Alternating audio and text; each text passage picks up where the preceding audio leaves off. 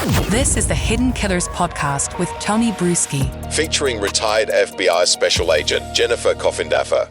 One of the first things that I noticed in her cross-examination of the testimony of Ashley Benefield was exactly the comment about the gun. There's a lot of things to note there, but saying, oh yeah, the loaded .45 sitting on the laundry basket. You have a little kid in this house. Who's just setting the gun within reach of the child? I don't care about Doug. I don't care about what the hell? What the hell is that all about? Yeah, no, I agree with you. That jumped off the page to me as well.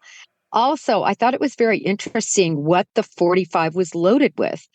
It was loaded with jacketed halopoints. Now, halopoints are meant to expand in the body.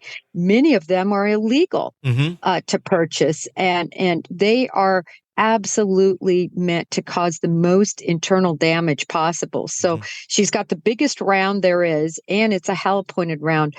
All very interesting, right there, accessible on the laundry basket. Yeah, that to me was, number one, on gun safety, very disturbing. And then that's another very interesting point that you just made there. Another thing that I did find odd about this, and again, I'm coming to this from two places, just for people to listen to my perspective for a second. So they're not like, you're an asshole, you don't believe I do believe victims.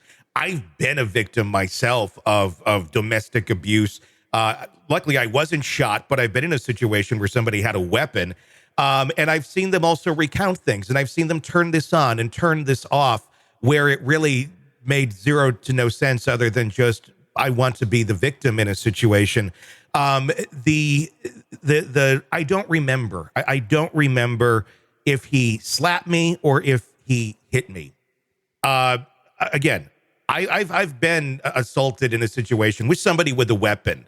And I remember how I was assaulted. I remember exactly what they did.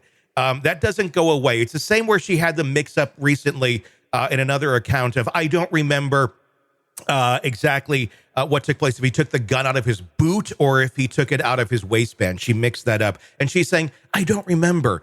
I'm wondering, do you not remember how you testified about this to other people in the past? So you don't want to mix that up? Or do you literally not remember the incident itself?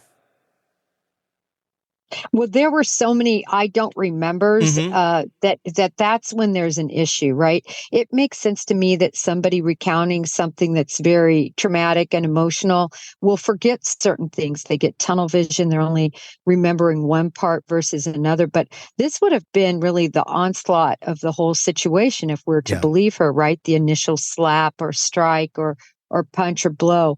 But what I see is somebody that is sort of in with that particular question, they haven't really thought out the scenario fully. She's committed herself to, now this is the first time he ever hit her, and that's what propelled her into taking, deadly violence action. But then she continues with these I don't remembers. When I hear that with somebody I'm interviewing, it to me is because they have not formed the lie yet, or they're confused about other times they've recounted this situation. And it's very easy to get away with it saying, get away with being pinned down when you say, I don't remember. If there were one or two, I understand. But over and over again, that's what that tells me. She didn't remember a lot, and I get trauma is hard, but for the love, there's just certain things you don't forget, especially in a case like this. You imagine you've run this through your mind 1,000 times, and you're not like, oh, I just thought of that. I don't remember what happened. I don't buy it. I just don't buy that she doesn't remember. I believe she doesn't remember what she's told other people. I think because you start lying, and in one place she said this, and in one place she says that, and she's going to get nailed for being contradictory. And if you say, I don't remember, it sounds like you're saying, I don't remember the incident. But I really think it's, I don't remember what I've said in the past to people. That's where the confusion comes in. Right. The details, it's always so simple. I have this saying, the truth never changes, but lies are hard to track.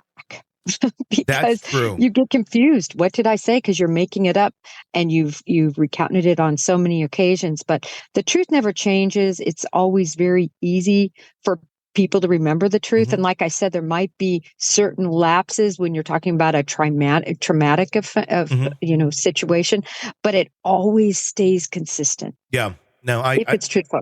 I agree. Are you ready to listen to this podcast ad-free? Then hit subscribe to the True Crime Today Premium Plus channel now on Apple Podcasts. You'll instantly have access to all of our episodes labeled Advance Ad-Free. You'll hear the interviews before everyone else and with no interruptions. No interruptions. Subscribe to the True Crime Today Premium Plus channel now on Apple Podcasts. And start binging now.